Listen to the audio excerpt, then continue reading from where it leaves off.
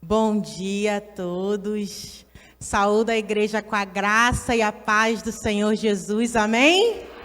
Amém. Dei um trabalho para os meninos ali. Eu preparei um pequeno texto aqui de um autor desconhecido para começar essa pregação nessa manhã e eu queria compartilhar com você. Naquela manhã de Páscoa, os primeiros raios da aurora pareciam trazer um sorriso maroto desconcertante. Havia algo de diferente no ar, no mar, na terra, no universo. Ele está vivo, disse o anjo a Maria que o buscava entre os mortos. Aquele que foi crucificado é o mesmo que agora está exaltado. Rei sobre toda a terra, Cordeiro de Deus, digno de receber agora e eternamente honra, glória, louvor, domínio e adoração. O evento mais importante de toda a história da humanidade, de todos os tempos, e que dividiu a própria história entre antes e depois dele, redesenhou a forma de ver a vida, os costumes, a fé. Alegrem-se toda a terra, já que a própria Páscoa nunca mais será a mesma, pois ela só tem sentido se apontar para Jesus Cristo, o crucificado, ressuscitado. Meu irmão, Jesus ressuscitou. Vamos aplaudir a esse Jesus maravilhoso que ressuscitou. E por ele ter ressuscitado é a minha causa, é a sua causa de estar aqui hoje. Porque se ele ressuscitou, a oferta de vida aqui nessa manhã. A oferta de vida e a oferta de vida em abundância. Se você chegou aqui nessa manhã com alguma instância da sua vida morta, a oferta de vida aqui hoje. Jesus ressuscitou. Amém, meninos? Consigo agora? Não consigo. Acho que sim, então vamos lá. Rapidinho a gente vai passar um vídeo aqui. Eu dei trabalho para ele, gente, tá? Vamos dar um desconto, como diz o pastor Eliezer.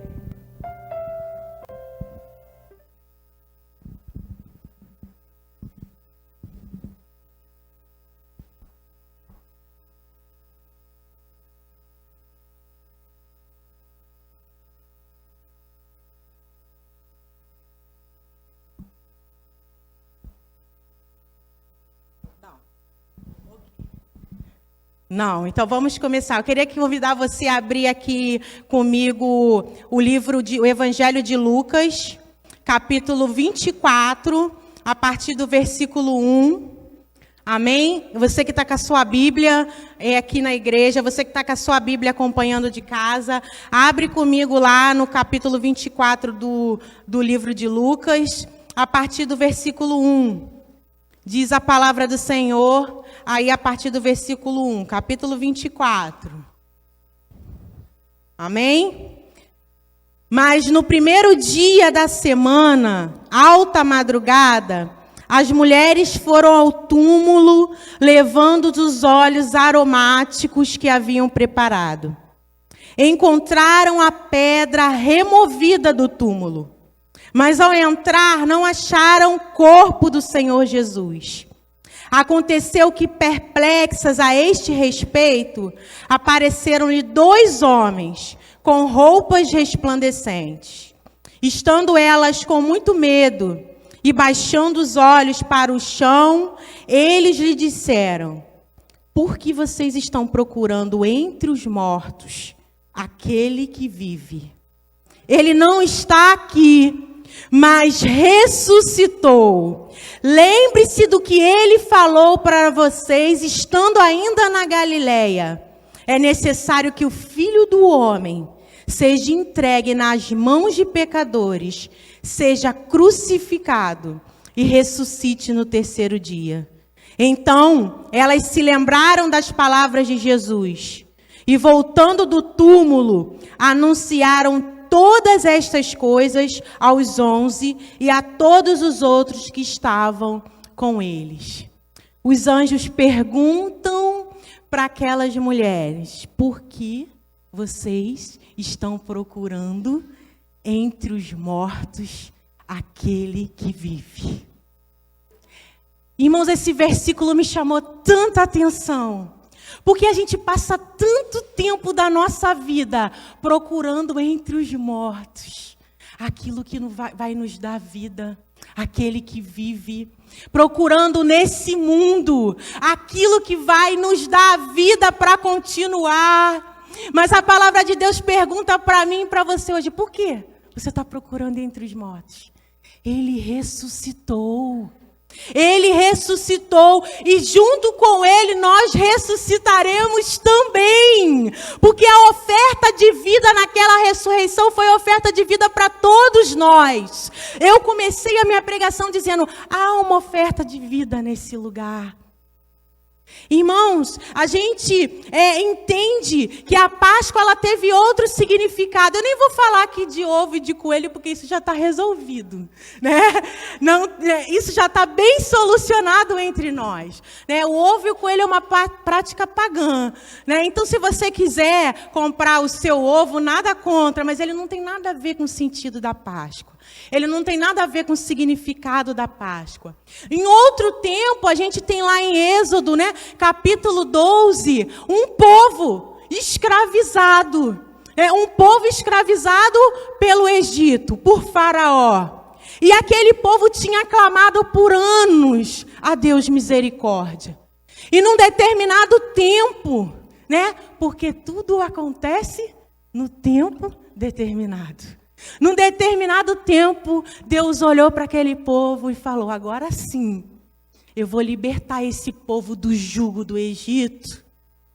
E ali ele chama Moisés e dá instruções a Moisés. Ele diz para Moisés: Moisés, vocês vão agora, a partir de agora, ele já estava enviando as pragas ali para o Egito para que Faraó libertasse o povo. E nessa última praga, ele fala para Moisés: Moisés, estamos às portas de sermos livres, de sairmos do Egito. Você agora vai pegar um cordeiro. Você vai pegar um cordeiro macho, você vai pegar um cordeiro sem defeito e vai avisar para Israel que todos vão ter que fazer a mesma coisa, separar um cordeiro macho sem defeito de até 1 ano. E quando chegar o 14º dia do mês de Abib, que era o primeiro dia, a contagem dos dias para eles eram diferente da gente. Né? O primeiro mês estava ali sendo instaurado, porque era o primeiro mês da libertação deles. O primeiro mês de Abib é o primeiro mês da primavera, né? Primaveril. E ali no 10º dia eles separariam esse cordeiro, e no 14º dia de manhã eles matariam esse cordeiro para assar esse cordeiro. E a gente entende também que o horário deles é diferente do nosso. Né? Nosso dia tem 24 horas, correto? Né? O deles é de pôr do sol a pôr do sol. Então a instrução de Deus é: mata o cordeiro de manhã no 14º dia.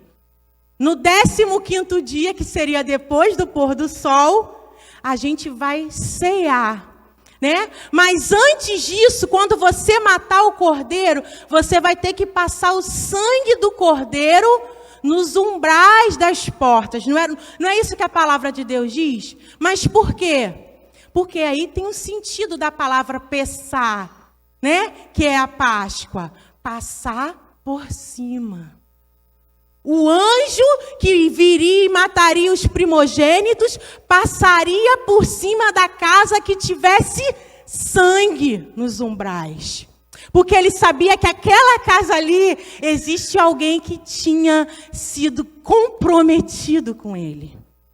E o mais engraçado, irmãos, que a Páscoa desde o princípio foi renúncia. E a gente precisa entender isso nessa manhã. Como assim? A gente sabe que esse povo passou aí 400 anos no Egito. A gente tem uma divergência de data, uns 270, outros 400 anos. O importante é que esse povo passou muito tempo na escravidão.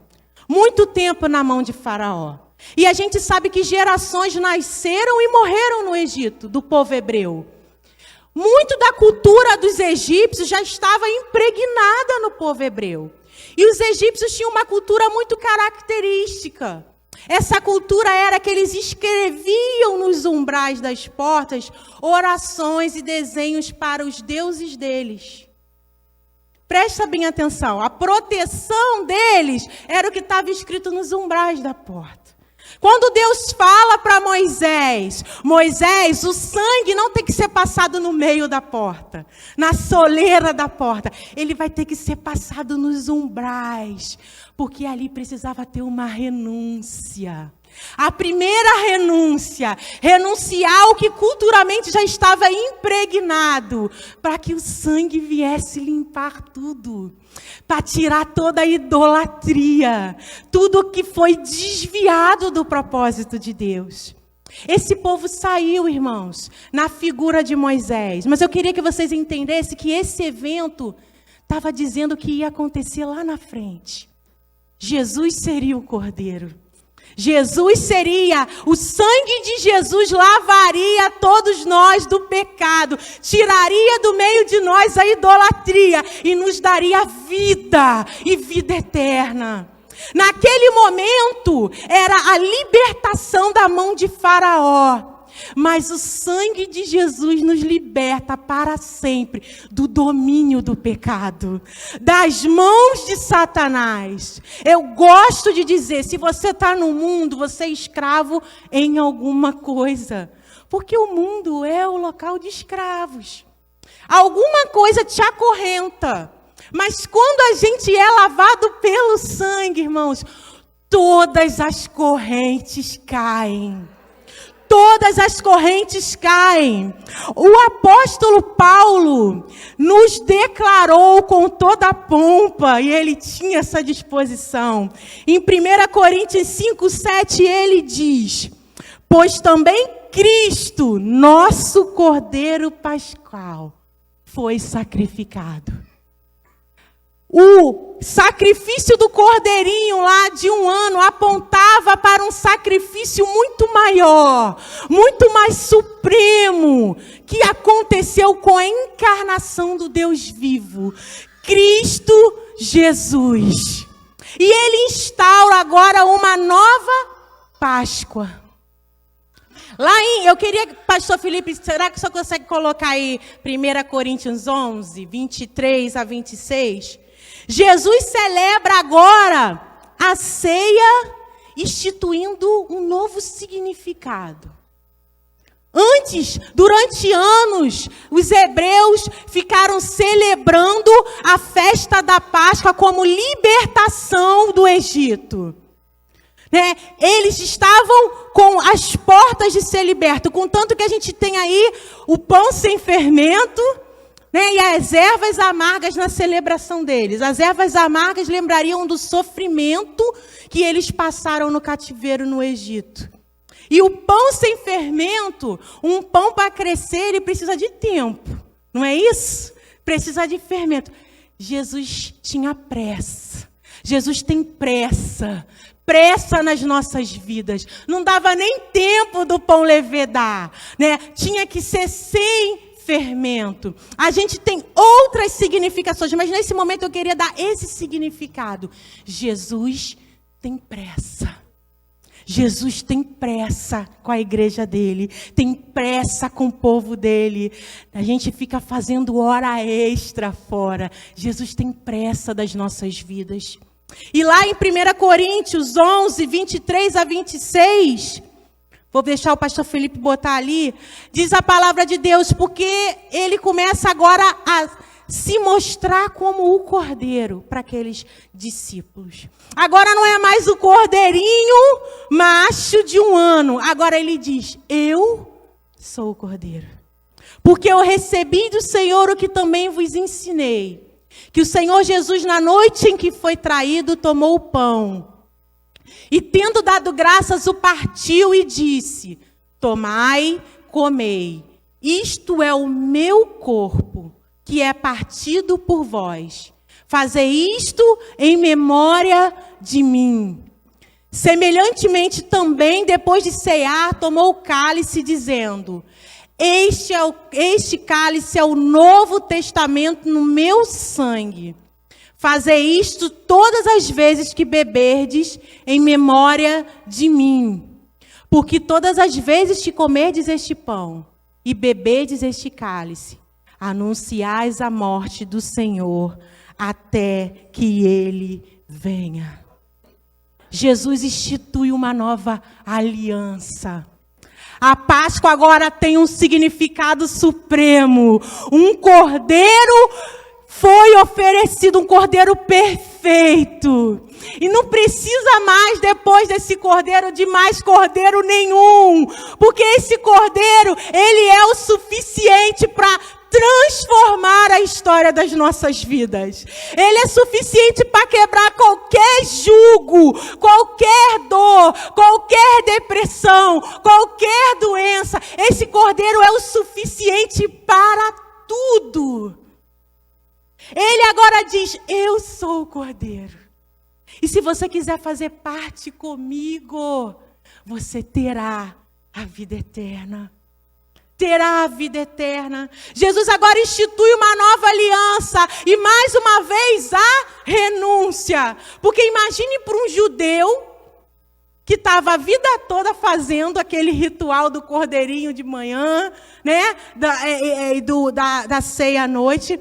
Agora o judeu, ele vai ter, o judeu convertido ao cristianismo, vai ter que romper com toda uma cultura, com todo o costume, né? Porque agora Jesus, o corpo de Jesus é repartido, o sangue de Jesus ali simbolicamente, o vinho, agora o judeu vai ter que cear, né? O vinho, prestando atenção que ele não precisa mais matar cordeiro nenhum.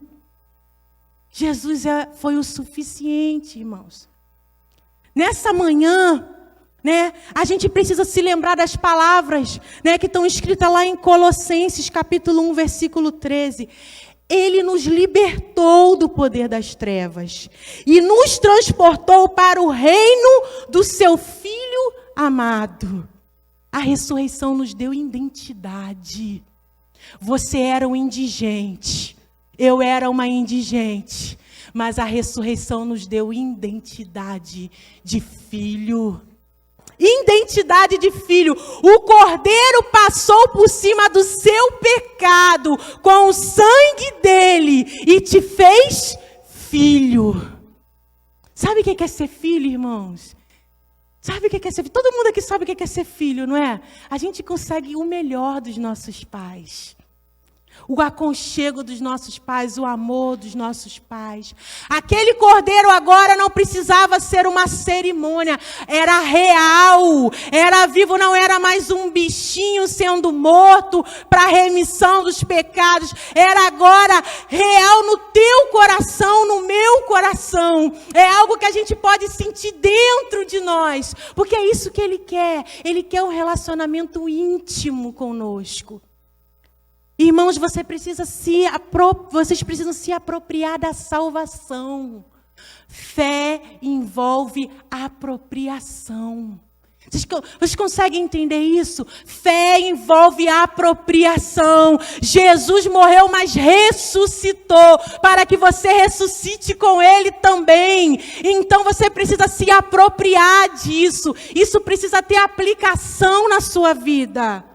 Às vezes a gente anuncia esse Jesus, mas se as pessoas olham para a nossa vida, cadê a aplicação do Jesus ressuscitado? Uma vez eu estava meio abatida, né? E tia Dalva chegou para mim e falou assim: você precisa ter de novo a alegria da salvação. Porque, irmãos, ser salvo por esse Deus maravilhoso é o motivo da nossa alegria. É o motivo de estarmos aqui nessa manhã. E mais uma vez é necessário renunciar.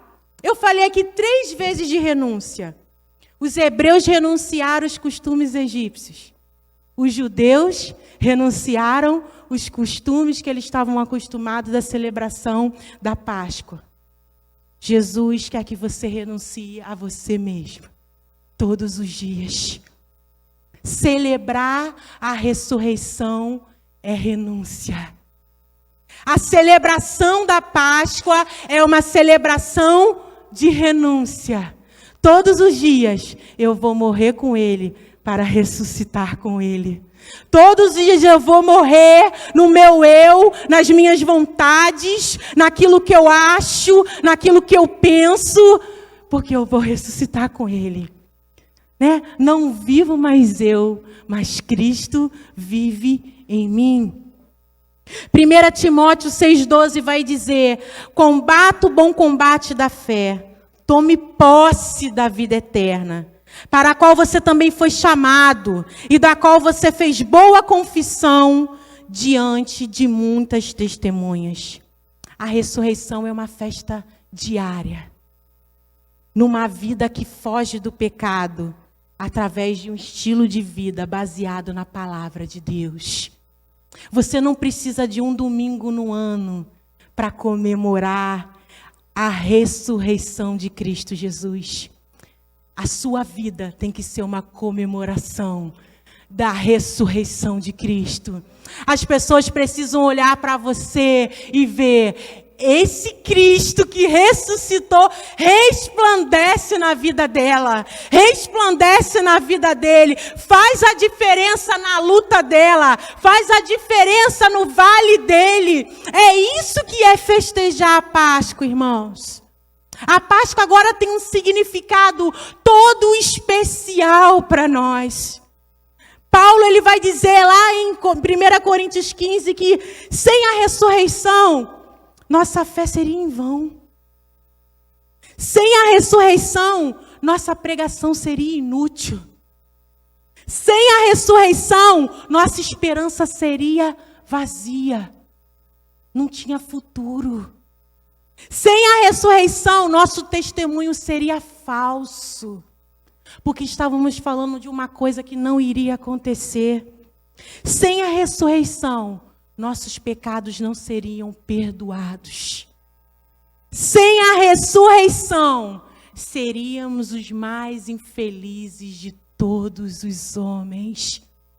Você consegue entender que a ressurreição de Cristo é o ápice do cristianismo? Jesus, na Galileia, era tido como um homem comum. Muitos o viam como mais um. Mas quando ele se ressuscita, ele é consumado Cristo. Sabe por quê? É o único túmulo que está vazio. Se você for no túmulo de Allan Kardec, os ossos dele estão lá. Se você for no túmulo de Buda, os ossos dele estão lá. Mas no túmulo de Jesus está vazio, porque ele ressuscitou, e em nenhum lugar, em nenhuma religião você vai encontrar isso, irmãos. Porque Jesus é Deus. Porque Jesus pagou um alto preço para que você fosse resgatado das mãos de Satanás. Sabe o que é a Páscoa hoje? É a celebração da sua liberdade. É a celebração do seu retirar de correntes. A gente põe muito para o outro, mas na verdade tem tudo a ver com a gente. A Páscoa é o dia que Jesus ressuscitou para que eu tivesse vida, e vida em abundância. E isso é um motivo de eu agradecer, e por essa causa eu devo viver e morrer. Porque Jesus ressuscitou. Eu estava falando na classe dos adolescentes, quem tem medo de morte é porque não entendeu que Jesus ressuscitou. Porque a morte, queridos, para nós é somente uma mudança. Eu falo para eles, porque eles são adolescentes, seus corpinhos bonitos vão ficar, mas seu espírito vai seguir com Jesus. Porque ele ressuscitou. Então, para a gente há uma ressurreição, há esperança. Queridos, o fim não é a morte do seu corpo. Há um lugar preparado para você, porque Jesus morreu e ressuscitou por isso. A ressurreição é a demonstração do poder supremo de Deus. Ele venceu a morte. O que mais, irmãos, Deus não pode fazer se até a morte ele venceu? Ele está vivo pelos séculos dos séculos. Nessa manhã, eu queria que você se lembrasse que se ele venceu a morte, Ele pode vencer a luta que você está passando. Se Ele venceu a morte, Ele pode vencer a enfermidade que você está vivendo. Se Ele venceu a morte, Ele pode viver a crise no seu casamento, no seu relacionamento, a falta de emprego. O que esse Deus não pode fazer se Ele venceu a morte? Ele ressuscitou. Nessa manhã o meu convite é: substitua morte por vida. Substitua morte por vida. Jesus vive e reina. Sabe o que Jesus disse para todo mundo quando ressuscitou? Eu tenho poder sobre todas as coisas. E por que você está abatido? E por que você está desesperançoso? Se Ele tem o poder sobre todas as coisas. Se a morte não parou o nosso Deus, fichinha é aquilo que você está vivendo perto do Deus que venceu a morte. Nessa manhã, o meu convite é que você saia daqui e celebre a ressurreição, a Páscoa com a sua vida. Celebre todos os dias. Nessa manhã, eu vou convidar o nosso pastor. Eu sei que eu não posso fazer isso, né? Mas para estar orando por você que algo na sua vida está morto. E você precisa da vida. Você precisa da ressurreição nessa manhã. Porque Jesus ressuscitou e Ele quer dar vida. Ele quer compartilhar a vida. Talvez você entrou por essas portas hoje e existe algo na sua vida que você não vê mais solução. Algo que está muito difícil para você. Jesus quer te dar vida nessa manhã. Jesus quer te dar esperança nessa manhã. É manhã de ressurreição. Então vamos orar pelo Filho, para Ele ressuscitar do domínio do pecado. Vamos orar pelo marido. Vamos orar pelo problema de saúde. Vamos orar, irmãos, pela dificuldade financeira. Porque esse Deus que ressuscitou quer transmitir vida nessa manhã. Eu convido a você nessa manhã que quer apresentar o seu aspecto morto a Jesus, porque Ele quer dar vida. Amém? Que Jesus abençoe a igreja.